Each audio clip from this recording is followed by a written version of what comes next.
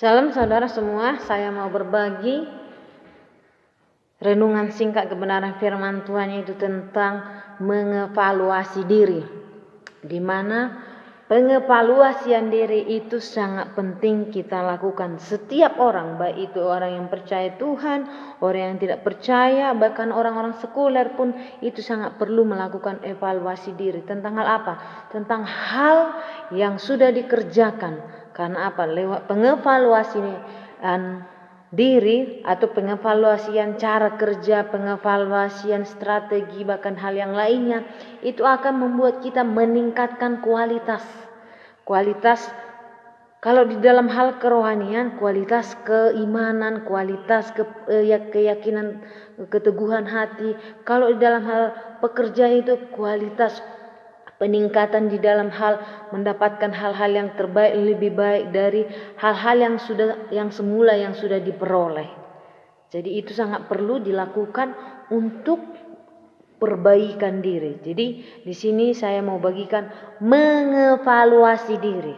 Mengevaluasi diri yaitu melakukan pengoreksian atau melakukan perbaikan diri, hati, iman terhadap apa yang sudah kita lalui. Bertahun-tahun kita lalui di dalam pengeringan kita kepada Tuhan. Apakah pengeringan kita kepada Tuhan sudah semakin maju, semakin teguh, semakin kokoh iman kita kepada Tuhan, atau turun bahkan merosot?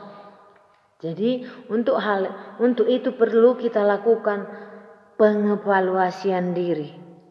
Di mana dari orang dunia pun kita saat ini belajar pengevaluasian diri, yaitu dari orang-orang Filistin. Kita akan bacakan di dalam 1 Samuel 6 ayat 2, hanya 1 ayat saja, yaitu maka orang Filistin itu memanggil para imam dan para petenung, lalu berkata kepada mereka, apakah yang harus kami lakukan dengan tabut Tuhan itu? Beritahukanlah kepada kami bagaimana kami harus mengantarkannya kembali ke tempatnya. Di mana orang Filistin merampas bait atau tabut Tuhan. Orang Filistin yang notabene adalah penyembah berhala, dan mereka merampas tabut Tuhan. Sementara berhala dengan Tuhan itu sangat berlawanan. Mereka mau menyatukan kekuatan berhala dan kekuatan Tuhan. Akhirnya apa? Tuhan menekan kehidupan orang Filistin. Tuhan membuat sakit penyakit atas orang Filistin. Melalui tekanan dan melalui tangan Tuhan yang sudah menekan kehidupan mereka, maka mereka mengoreksi diri, mengevaluasi diri. Kenapa hal ini bisa terjadi? Kenapa tekanan ini bisa kita alami? Kenapa sakit penyakit? Kenapa borok-borok ini bisa terjadi dalam kehidupan kita? Akhirnya mereka belajar mengevaluasi diri. Kenapa ini ayat yang boleh saya bacakan dan saya bagikan bagi kita semua? Karena apa? Orang-orang dunia, orang-orang yang tidak menyembah Tuhan, mereka pun belajar untuk mengevaluasi diri, untuk mengoreksi kehidupannya, di mana ketika ada tekanan, ketika ada hal yang biasa-biasa yang jalan di tempat pun yang mereka alami, mereka melakukan pengevaluasian diri. Tujuannya untuk apa? Supaya ada pemulihan, supaya ada perbaikan. Jadi memang sangat perlu kita melakukan evaluasi diri untuk hal apa yang paling utama, yaitu hal rohani dan juga pengeringan kita kepada Tuhan. Itu yang sangat perlu kita perbaiki hari-hari ini, yaitu pengeringan kita kepada Tuhan. Di mana pengiringan kita yang selama ini, yang sudah berlalu, sudah sejauh dan sedalam apa yang kita lakukan untuk Tuhan. Bahkan sejauh pengiringan kita kepada Tuhan, sudah sedalam apa yang sudah kita lakukan kepada Tuhan.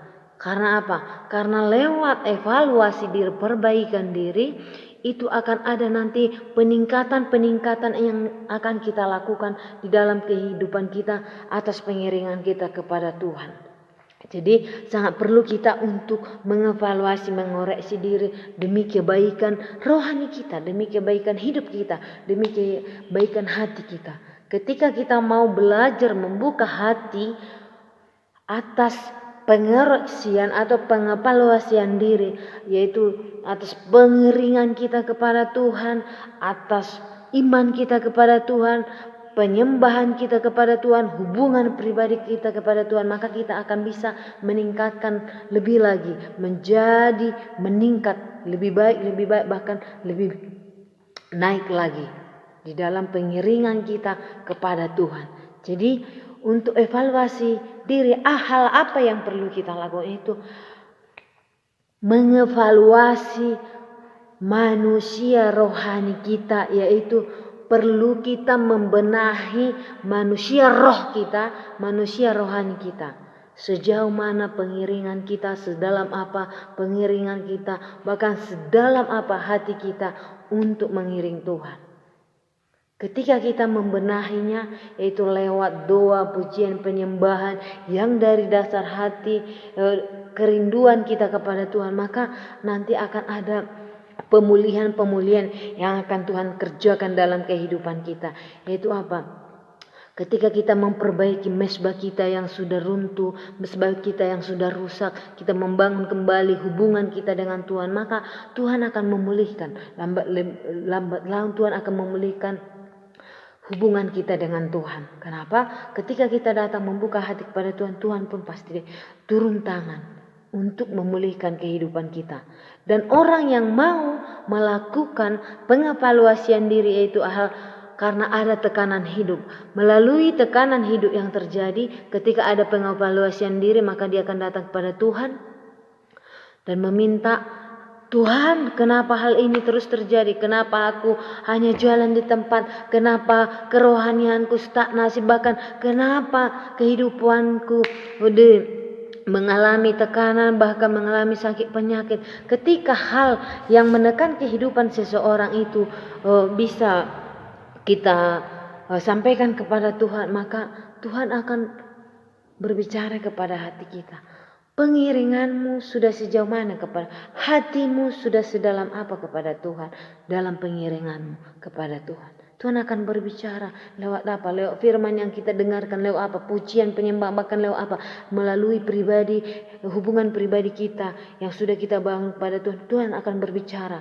Lalu Tuhan akan menyatakan karyanya, bahkan menyatakan hal yang banyak yang tidak kita pikirkan, bahkan hal yang tidak kita rencanakan pun Tuhan akan taruhkan, baik itu hal atas ide-ide, atas kemampuan, bahkan atas wahyu-wahyu, atas hal yang membangun di dalam kehidupan kita, itu akan Tuhan kerjakan di dalam pribadi kita.